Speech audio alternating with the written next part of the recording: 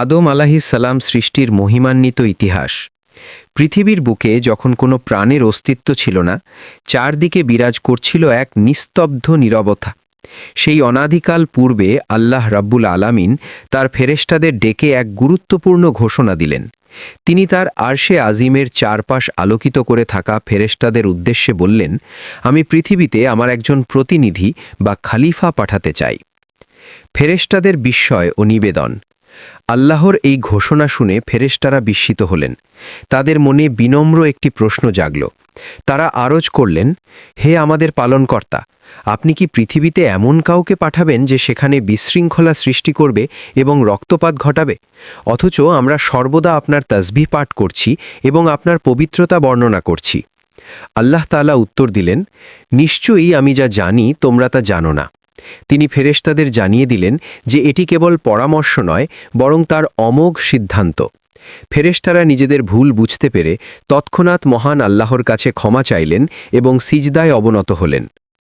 চার ফেরেশতার অভিযান ও মাটির আকুতি।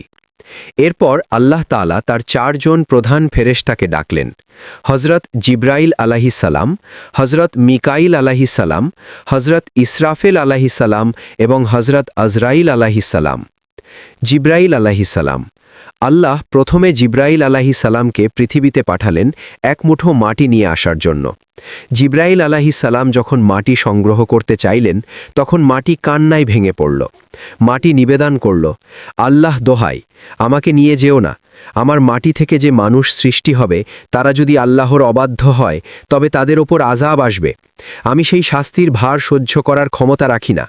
মাটির এই আকুতি শুনে দয়াপরবশ হয়ে জিব্রাইল আলাইহিসসালাম খালি হাতে ফিরে গেলেন। মিকাইল ও ইসরাফিল আলাইহিসসালাম। এরপর পর্যায়ক্রমে হজরত মিকাইল আলাইহিসসালাম এবং হজরত ইসরাফিল আলাইহিসসালামকে পাঠানো হলো। কিন্তু মাটির একই করুণ আরতি ও আল্লাহর দোহাই শুনে তারাও বিচলিত হলেন এবং মাটি ছাড়াই আল্লাহর দরবারে ফিরে গেলেন। হজরত আজরাইল আলাইহিসসালামের দৃঢ়তা। সর্বশেষ আল্লাহ তাআলা হজরত আজরাইল আলাইহিসসালামকে পাঠালেন। তিনি পৃথিবীতে এসে যখন মাটি সংগ্রহ করতে চাইলেন, মাটি আবারও একই আর্তনাদ শুরু করল। কিন্তু আজরাইল আলাইহিসসালাম বললেন, আমি আল্লাহর আদেশ পালন করতে এসেছি। যে মহান রবের দোহাই তুমি দিচ্ছ, সেই রবের আদেশ অমান্য করার সাহস আমার নেই। তিনি পৃথিবীর বিভিন্ন প্রান্ত থেকে লাল, কালো, সাদা এবং বিভিন্ন গুণের মাটি সংগ্রহ করলেন। এই জন্যই মানুষের গায়ের রং ও স্বভাব ভিন্ন ভিন্ন হয়। এই মাটি নিয়েই তিনি আল্লাহর দরবারে উপস্থিত হলেন। আদম আলাইহিসসালামের সৃষ্টি, আজরাইল আলাইহিসসালামের দৃঢ়তা ও রূহ প্রবেশের কাহিনী।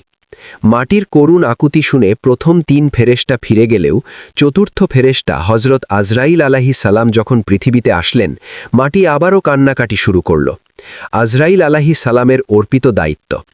মাটির কান্না শুনে আজরাইল আলাইহিসসালাম বললেন, হে মাটি, আমি আল্লাহর আদেশ পালনে বাধ্য।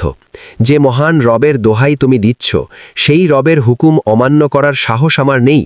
তিনি পৃথিবীর বিভিন্ন স্থান ও রঙের মাটি সংগ্রহ করে আল্লাহর দরবারে নিয়ে গেলেন।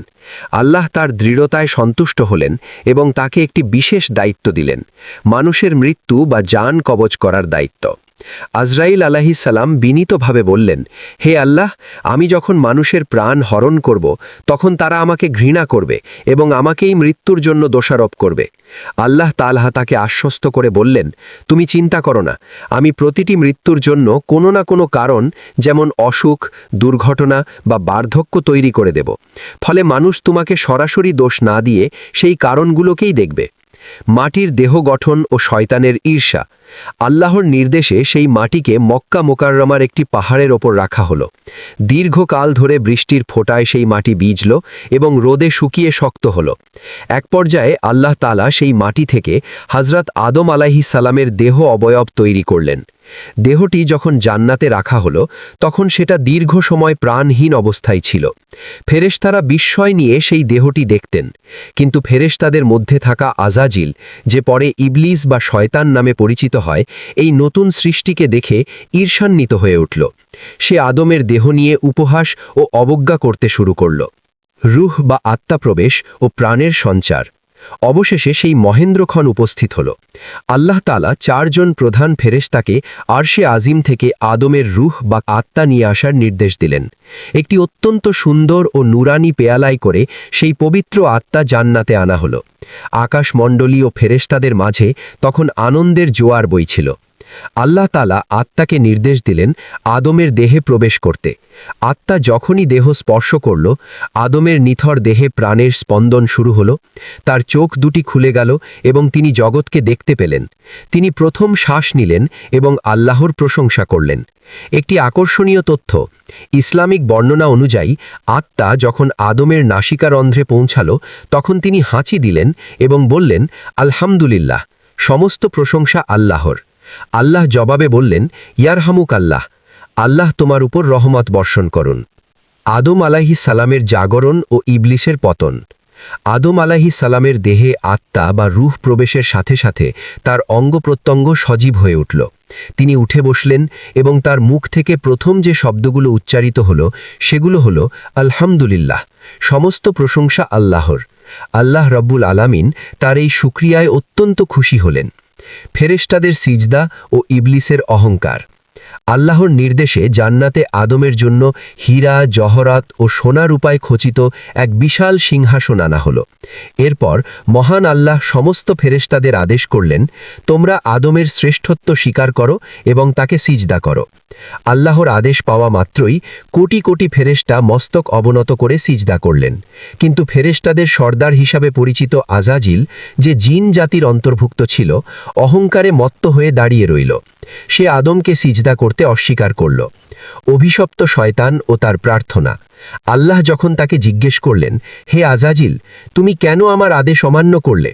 তখন সে অত্যন্ত দম্ভর সাথে বলল, আমি আদমের চেয়ে শ্রেষ্ঠ। আপনি আমাকে সৃষ্টি করেছেন আগুন দিয়ে, আর ওকে সৃষ্টি করেছেন মাটি দিয়ে। আগুন সবসময় ঊর্ধ্বমুখী থাকে আর মাটি থাকে নিচে, তাই আমি তাকে সিজদা করব না। এই ভয়াবহ অহংকারের কারণে আল্লাহ তাকে অভিশপ্ত ঘোষণা করে জান্নাত থেকে বহিষ্কার করলেন। আজাজিল তখন থেকে ইবলিশ বা শয়তানে পরিণত হল। বের হওয়ার সময় সে আল্লাহর কাছে কিছু প্রার্থনা করল।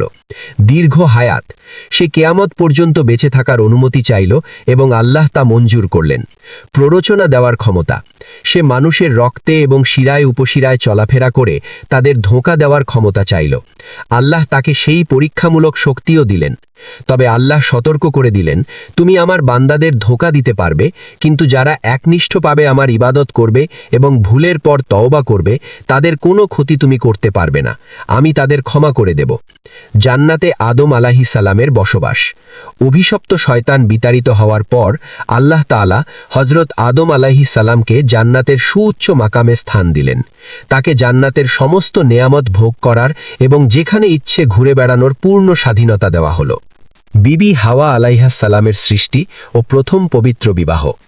জান্নাতের অফুরন্ত নেয়ামত থাকা সত্ত্বেও আদম আলাইহিস সালামের মনে এক গভীর শূন্যতা ও একাকিত্ব ছিল। তার এই বিষণ্ণতা দূর করার জন্যই আল্লাহ তাআলা এক মহিমান্বিত পরিকল্পনা করেন। বিবি হাওয়া আলাইহাস সালামের সৃষ্টি।